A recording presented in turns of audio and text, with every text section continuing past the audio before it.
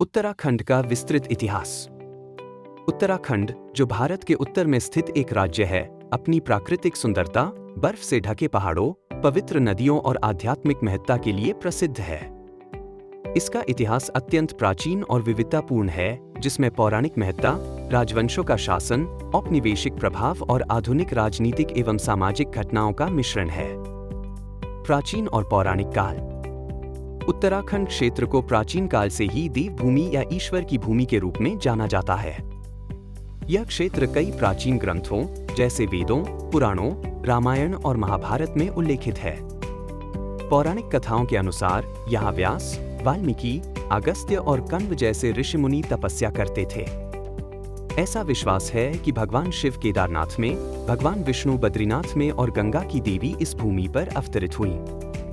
सप्त बद्री और सप्त केदार मंदिरों के साथ साथ चार धाम यात्रा, बद्रीनाथ, केदारनाथ, गंगोत्री और यमुनोत्री इस राज्य को एक महत्वपूर्ण तीर्थ स्थल बनाती है। हरिद्वार और ऋषिकेश गंगा के किनारे स्थित हैं और यह योग, आध्यात्मिकता और कुंभ मेला के प्रमुख केंद्र हैं। वैदिक और महाकाव्य काल। वैदिक काल में उत्तराखंड क्षेत्र आर्य सभ्यता के केंद्र के रूप में प्रसिद्ध था।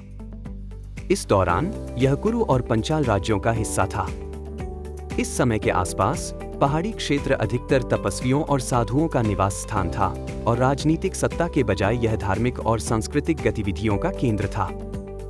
महाभारत में भी उत्तराखंड का उल्लेख है, जिसमें पांडवों द्वारा हिमालय की यात्रा और उनका महाप्रस्थान, अंतिम यात्रा, वर्णित है। इस महाकाव्य के कई स्थल इस राज्य से जुड़े हुए हैं। प्राचीन राजवंश और राज्य। 4वीं से 11वीं शताब्दी तक उत्तराखंड में कटियूरी राजवंश का शासन था, जो कुमाऊं और पश्चिमी नेपाल के भागों पर शासक था। कटियूरी राजाओं ने बैजनाथ को अपनी राजधानी बनाया और यहाँ कई महत्वपूर्ण मंदिरों का निर्माण कराया। कटियूरी साम्राज्य के पतन के बाद क्षेत्र में कई छोटे छोटे राज्य बने। गढ़वाल क्षेत्र में अजयपाल ने 14वीं शताब्दी में गढ़वाल राज्य की नींव रखी। पंवार, परमार वंश ने गढ़वाल पर शासन किया और उनकी राजधानी श्रीनगर, गढ़वाल थी। दूसरी ओर कुमाऊं में चंद वंश का शासन था, जिन्होंने अपनी राजधानी पहले चंपावत और फिर अल्मोड़ा में स्थानांतरित की। चंदों ने प्रशासनिक संरचनाओं को मजबूत किया और कला, संस्कृति और साहित्य को बढ़ावा दिया। स्वतंत्रता संग्राम। उत्तराखंड के लोग भारतीय स्वतंत्रता संग्राम में सक्रिय रूप से शामिल हुए। गोविंद बल्लभ पंत, पंडित हरगोविंद, बदन सिंह और इंद्रमणि बडोनी जैसे नेताओं ने ब्रिटिश शासन के खिलाफ संघर्ष किया। यहाँ के कई क्षेत्रों में कूलिया बेगार आंदोलन 1920 जैसे सामाजिक आंदोलनों ने ब्रिटिश शासन के खिलाफ विरोध किया। स्वतंत्रता के बाद उत्तराखंड राज्य का गठन।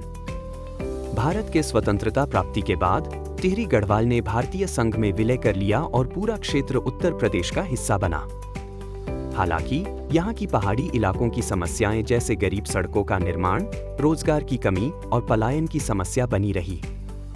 इन समस्याओं के चलते 1970 के दशक से ही उत्तराखंड के अलग राज्य बनाने की मांग उठने लगी। चिपको आंदोलन 1973 ने पर्यावरणीय मुद्दों पर ध्यान आकर्षित किया और क्षेत्र के मुद्दों को अंतर्राष्ट्रीय स्तर पर उठाया। 1990 के दशक में राज्य की मांग में वृद्धि हुई और 1994 में मुजफ्फरनगर में पुलिस गोलीबारी के बाद यह आंदोलन चरम पर पहुंच गया। अंततः 9 नवंबर 2000 को उत्तराखंड को उत्तर प्रदेश से अलग करके भारत का 27वां राज्य बना दिया गया। 2007 में इसका नाम बदलकर उत्तराखंड रखा गया, ताकि क्षेत्र की सांस्कृतिक पहचान को और मजबूती मिल सके। वर्तमान उत्तराखंड। आज उत्तराखंड प्राकृतिक सुंदरता, सांस्कृतिक धरोहर और आध्यात्मिक महत्व के लिए प्रसिद्ध है। यह राज्य 2 प्रशासनिक क्षेत्रों में बंटा है: कुमाऊं, नैनीताल, अल्मोड़ा, पिथौरागढ़ आदि और गढ़वाल, देहरादून, हरिद्वार, चमोली आदि। उत्तराखंड आज एक प्रमुख पर्यटन केंद्र, आध्यात्मिक